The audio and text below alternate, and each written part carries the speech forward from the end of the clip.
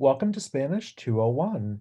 I want to put together this video so we can hit the ground running in this class. I'm going to be about 7 or 8 minutes long. I'm going to go over everything you'll need to know to do well in this class. So here's our basic outline. I'm going to start with the textbook. So we do have a textbook in this class, an official textbook that I'm not going to use. It's called Continuemos, the 8th edition. I don't find the readings in that textbook very good. The grammar explanations are actually really good. So if you'd like to purchase a copy on Amazon, you can do that for $30. You can rent it for 25. You do not need to purchase online access, the iLearn system. I'm not going to use that, and Dr. Hernandez, who teaches 202, likely doesn't use the online system as well. So you don't really need that. So you can get the textbook or not. That's really your option. The textbook we will be using mostly is here under course textbook, and you can download this as soon as it comes up. And this is a selection of readings that I've put together from across the internet, things that I like, or everything is under a particular theme. For example, chapter 1 is focused on music, right? So we have a reading como leer al reggaeton. And right away, you're going to see that this class was very based around the cultural experience. So you'll read this. And at the very bottom, you're going to see guía para el lector. And you're going to answer these questions, and that will be your homework. And I'll show you how to access that in a second, right?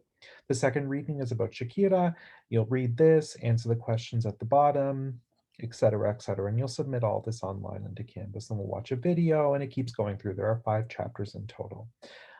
So that's free. That's great, right? We love free textbooks, so that's wonderful. So going to your course calendar, this is how you're going to know what to do and when. And everything is already all laid out. So for example, on the first day, we'll have an introduction to the class. The second day, lectura como leer el reggaeton. You have to do the homework, which are those guia questions before class. Very important to do those before class. And I'll show you where to do them. February 22nd, when we talk about Shakira, you have to read the Shakira article and do the readings before and submit the questions before class starts. And at the end of every chapter, you're going to have a number of grammar questions due, right? So because we're combining content and grammar, so at the end of every chapter, you'll have that series of grammar questions due as well. And I'm going to show you exactly where to do them. So we'll go down a little bit further. We'll go down to the individual modules. So here we have capítulo uno, la música, right? Como leer el reggaeton. You'll just open this up, do the reading, answer the questions, submit, boom, you're done, right? Pretty easy stuff.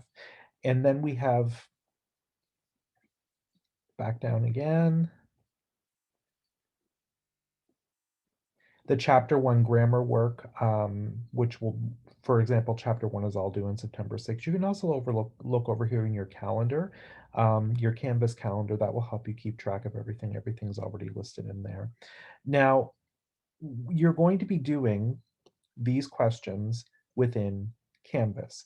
Canvas has a lot of resources that make this really easy, so you don't have to go purchase one of those course textbook codes and all that stuff, right? Which is expensive. We don't want to do that. However, when you have multiple attempts to do this, you can do it as many times as you need to in order to get it right, and I'll only count it if you get it right. One of the problems with Canvas is that it'll tell you once you submit, it'll be like, oh, you got 6 out of 16 points, but it won't tell you which ones you got right. It's very frustrating.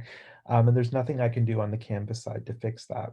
So one of the things I managed to come up with, the only thing I managed to come up with was what's called the Canvas Chrome extension. So when you're working in the Chrome browser, there's an extension you can add, which somebody has come up with that will repopulate your answers, and that'll fix a lot of issues for you with having to do this over and over and over again.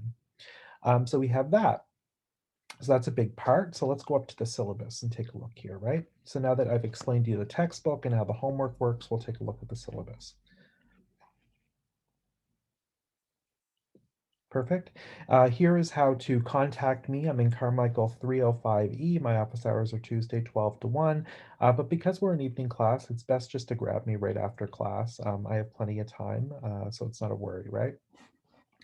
So your homework is going to be worth 20% of your grade overall, and that includes those GIA questions and the grammar questions. Your 2 chapter exams will be a chapter exam after chapters 1 and 2, And then after 3 and 4, they're worth 15% each, and your final exam is worth 15%. The exams will be a mixture of content and grammar questions, right? So you need to know both of them. The thing with these questions is that they are open book and you will do them outside of class. I experimented with this last semester. It worked extremely well. So yeah, open book outside of class. Open book means they're harder. So don't think it's going to be easy. You need to know the readings and the grammar inside and out so you can easily access it when you're doing your exam. There is a 60-minute time limit on that. Midway through the semester, we're going to be doing a composition. It's not a composition where I give you a subject. You're going to come up with a subject, something cultural to do with the Spanish speaking world. For example, maybe you want to talk about the origins of Dia de los Muertos, right? You can do that and you'll write a 300-word composition. Along with this composition, you think 300 words, I can't do that. You get to come up with an outline that has about 90 words on it, and you get to use that during your composition time, right? So that's a great help. This is an exercise in doing research in Spanish and coming in and writing out that composition. And this will be, the composition is in class. After the composition, you're going to take that composition and turn it into an oral presentation of 6 to 8 minutes, which we'll do towards the end of the semester. And we'll talk about that a little bit later. And of course, your attendance and participation is 15%. So attendance and participation is a must. I give you 2 free absences. After that, I deduct 2% per absence. Things got really unwieldy last semester with online attendance. People just attending online because maybe it was raining and they didn't want to come to class. I'm putting a stop to that because it's very disruptive to the classroom experience. Um, if you have a documented exemption to attend online, and some of you may, you can certainly do that. If you decide you just don't want to come to class, I'm going to count you as absent, right? So only people with a documented excuse, with a documented exemption may attend online. That's it. If you don't have one of those and you just show up on the Zoom, I'm not counting you as present, right? I'm going to put my foot down because it turned into a disaster last semester.